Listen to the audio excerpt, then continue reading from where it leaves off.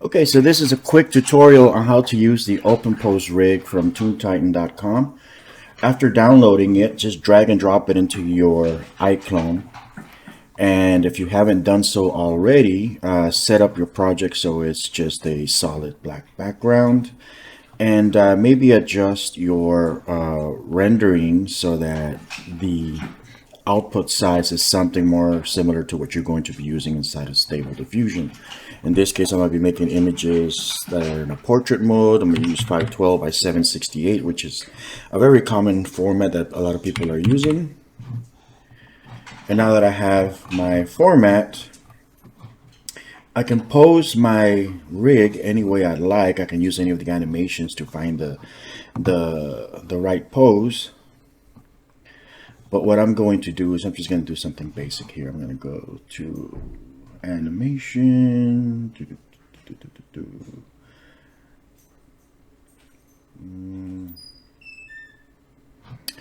I am going to go to modify, and I'm going to use the edit motion layer option here.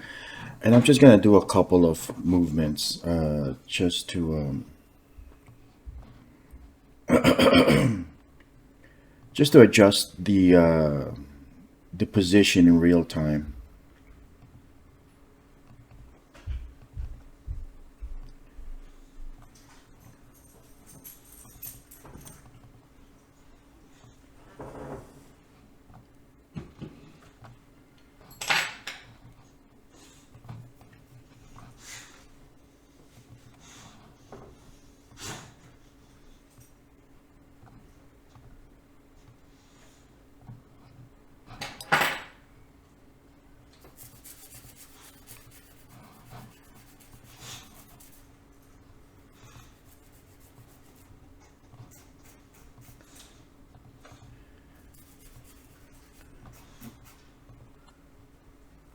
All right, so this is enough to work with for now.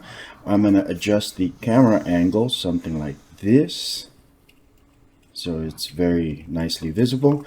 And I'm just going to export an image. I can either render it out, or I can just use the preview mode here, which is probably the easiest.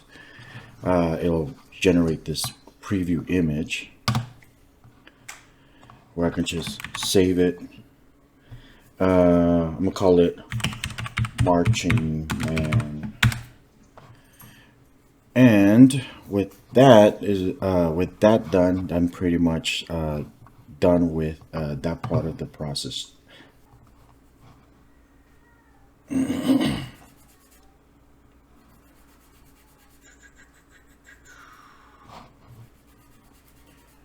Okay, I'm gonna run a new instance of Stable Diffusion here. It's gonna take a good 30 seconds to a minute to power up.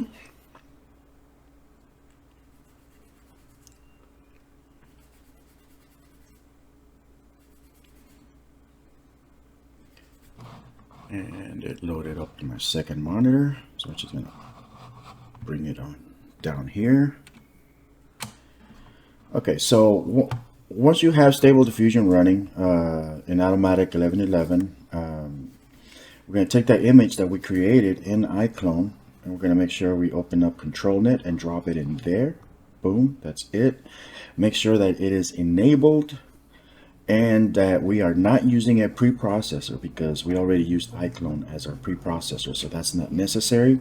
So what we do next is we're going to select Openpose. Okay, Openpose as the model, because that's what's going to recognize these colors and the positions and stuff. So it's enabled. It's using a model Openpose for it. Your image is in there.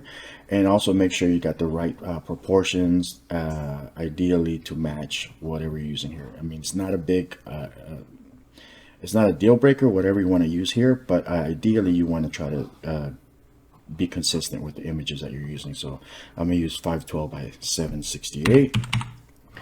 I'm going to create my prompt here.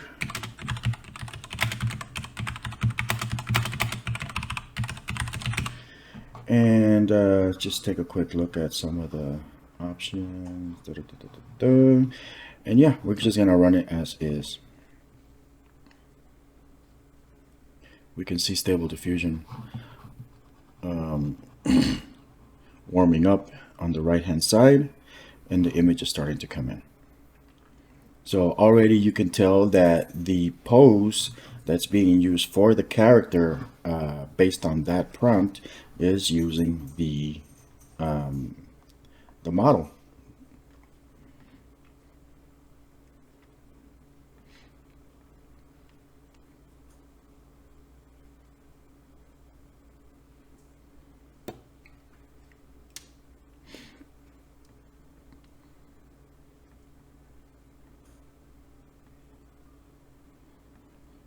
Okay, it's at 65%, which has got to wait a little bit longer.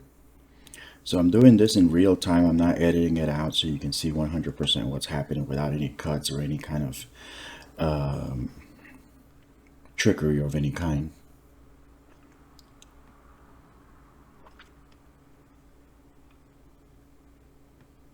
Okay, there it is. Our image is created. You can see there a picture of our soldier, obviously, you know, using some negative prompts and some other stuff. It's going to help that image be a little bit more nicer, but that has nothing to do with the control net. So that's just more on your prompt and maybe add easy negative or something. But here we can see the pose, and we can just go back and forth, and you can see how it was pretty much done based on the Openpose model from ToonTitan.com.